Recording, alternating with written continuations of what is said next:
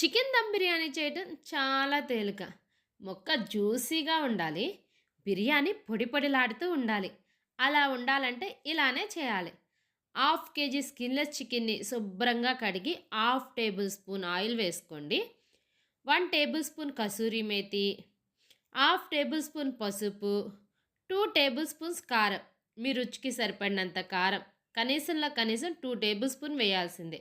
1 table spoon కల్లుప్పు. 1 table spoon garam masala.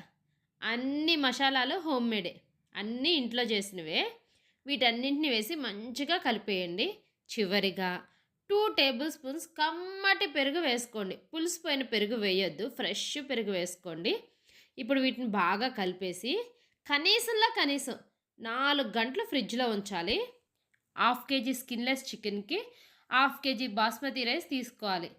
నేను ఇక్కడ 3 కప్స్ బాస్మతి రైస్ తీసుకొని శుభ్రంగా 2 సార్లు కడిగి కొంచెం నీళ్లు పోసి పక్కన పెట్టేశాను. ఒక 20 మినిట్స్ నానితే సరిపోతుంది. వీలైతే ఫ్రెష్‌గా అల్లం వెల్లుల్లి పేస్ట్ వేసుకోండి.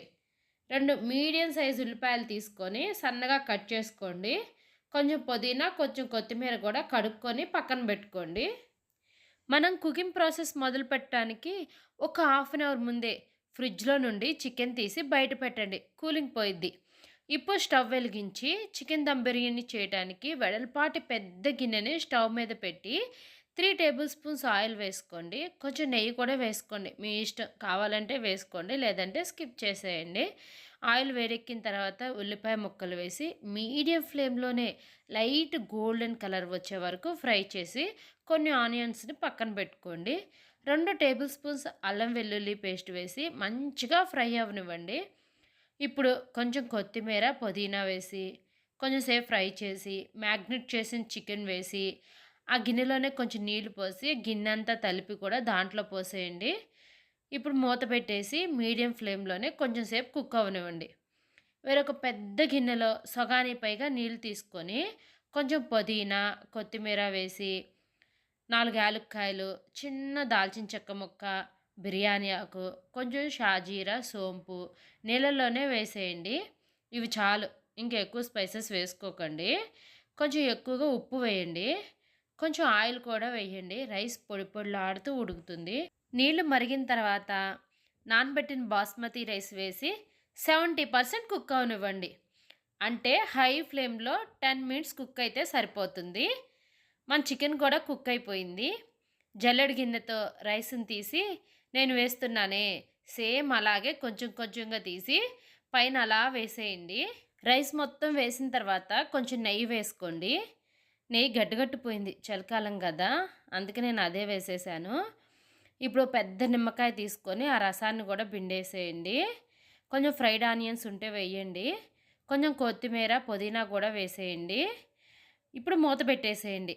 మూతలోంచి ఆవిరి బయటికి పోకుండా కొంచెం గోధుమ పిండి తీసుకొని మూత చుట్టూరా పెట్టేసేయండి. ఇప్పుడు బిర్యానీ గిన్నెని పక్కన పెట్టేసి స్టవ్‌ని హై ఫ్లేమ్‌లో పెట్టేసి దానిపైన ఒక పెద్ద దోస పెనం పెట్టేసుకోండి. పెనం బాగా వేడెక్కిన తర్వాత స్టవ్‌ని సిమ్‌లో పెట్టేసేయండి. దానిపైన బిర్యానీ గిన్నె పెట్టేసి 20 మినిట్స్ స్టవ్‌ని సిమ్‌లోనే ఉంచి బిర్యానీని కుక్ అవ్వనివ్వండి. ఇప్పుడు స్టవ్ ఆఫ్ చేసేయండి. ఎంబటే మూత తీయొద్దు. 15 మినిట్స్ తర్వాత మూత తీయండి. ఆవిరికి మంచిగా దమ్ అవుతుంది బిర్యానీ. అందుకే ఎంబటే మూత తీయకూడదు.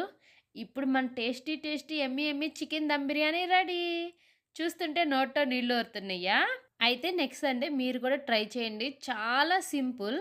రైస్‌ని ఎలా కుక్ చేసుకోవాలో తెలిస్తే చాలు. ఈ వీడియో మీకు నచ్చితే లైక్ చేయండి. నా ఛానల్‌ని సబ్స్క్రైబ్ చేసుకోండి. మీ ఫ్రెండ్స్‌కి కూడా షేర్ చేయండి. అసలు గిన్నెలో చూసారా ఒక్క మెతుకు కూడా అడుగంటదు. మనం స్టవ్ మీద దమ్ పెడతానికి దోస పెనం పెట్టాం కదా! ఆ దోస పెనం పెడతం వల్లే బిర్యానీ అడుగంటకుండా మంచిగా టేస్టీగా దమ్ అవుతుంది. దోస పెనాన్ని మటికి స్కిప్ చేయొద్దు. మీ ఇంట్లో ఏమన్నా పాత దోస పెనాలుంటే పారేయవాకండి. ఇలా చికెన్ దమ్ బిర్యానీలు, వెజ్ ఫ్రైడ్ రైస్‌లు, టమోటా రైస్‌లు ఏ రైస్ అయినా ఇలా దమ్ పెట్టేసుకుంటే అడుగంటకుండా మంచిగా కుక్ అవుతుంది. నెక్స్ట్ టైం ఇలా ట్రై చేయండి. Bye friends.